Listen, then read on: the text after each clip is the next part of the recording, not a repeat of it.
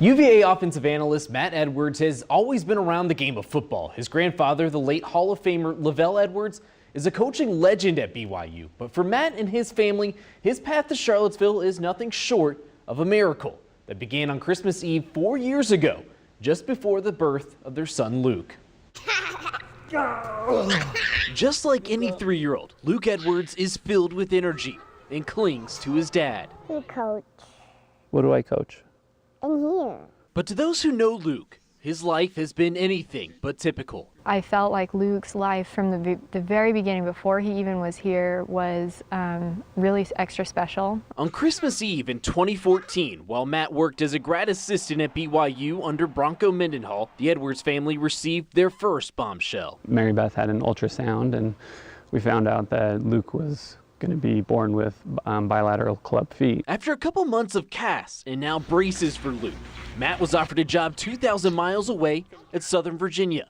It was there when a routine checkup for Luke delivered even more heartbreak. We got a call at about 8 at night, and we were just about to put him down, and she told us that we needed to take him to the hospital, and so we said, okay, we'll just, we'll take him in tomorrow morning. And she just kind of took a breath and said, no, you need to take him in tonight. We're looking back, Luke's sleeping in his car seat, and you're scared. You don't know what's going on, so I'm holding back tears. And I remember looking over at Matt saying, is there any way that this could be cancer? Shortly after, Luke was diagnosed with acute lymphoblastic leukemia. Why him? He's a great little boy. He's happy, and he loves to, he's got a lot of energy. The family began making 4 to 5 day trips to the UVA Children's Hospital, where down the road, Matt's former coach, Bronco Mendenhall, had just taken over the football program. Just said, I know that a lot's going on, but if you have a spot, I'd love to join your staff. And he wrote back that he didn't have a spot.